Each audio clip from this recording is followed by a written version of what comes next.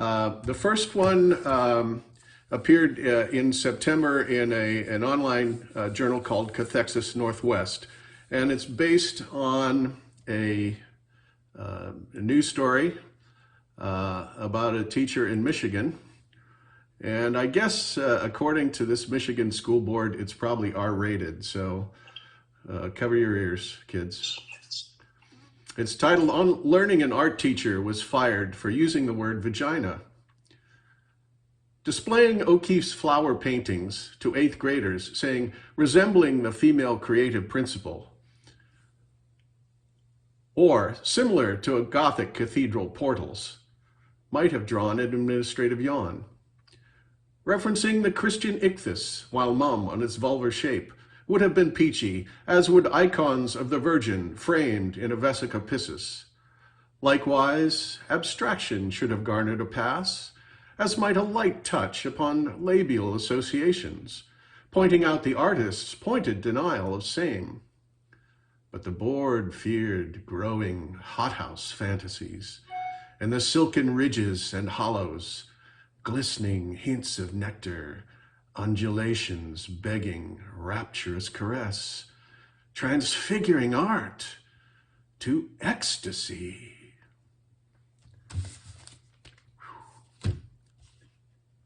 Next is a poem that recently appeared in Glimpse, quarterly from New York. It's called Gone Train Blues.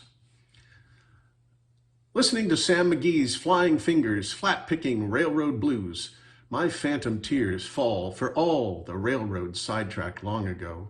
Faded names on empty boxcars, shunted onto rusted spurs. Chesapeake and Ohio, Erie, Lackawanna, Illinois Central, cannonballing into legend. Once bustling stations retooled to postcard museums, where shadows endlessly pass, calling all aboard, echoing a slide guitar strum picking up steam, hauling broken hearts down the line to nowhere, each passenger's last dime dropping through the holes in their pockets as they lug suitcases full of enough ache to make anyone sing the blues.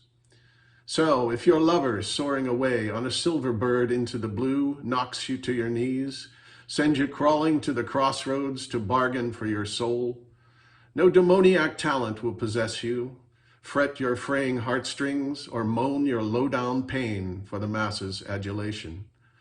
For the devil packed his dignity and left you, baby, with no tracks to roll on down. And the last one is based on a trip to Ireland that happened more than 10 years ago. The city of Milwaukee has an annual Irish Festival, and as part of it, they have a poetry competition. And so 4 years ago, I sent this in, and lo and behold, won first prize, which was a $100 stipend.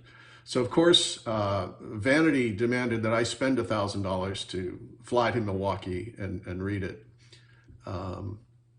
There's a term in it you may not be familiar with, a mackerel sky. A mackerel sky is the cloud formation that looks like fish scales. And the popular wisdom, the folk wisdom goes mackerel sky, not long wet, not long dry. And that could be a weather forecast in Ireland, easily. So the Aran Islands are 3 islands off the coast, so you have to take a ferry. This is called the Graveyard on Inisheer. Rough ferry ride across South Sound beneath a mackerel sky.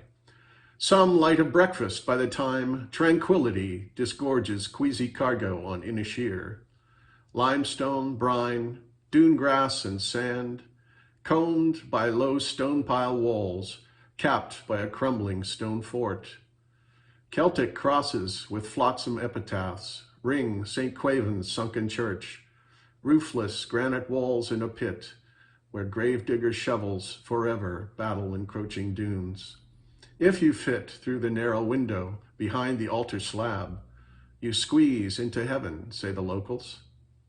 I like it and I love it, the shopkeeper says, of his stone outcrop of sea churn and windbowed grass ringed in aquamarine. Why not this afterlife, I think? Accordion, an ancient tongue, and a pint of porter pass a slow afternoon between tides. Thank you.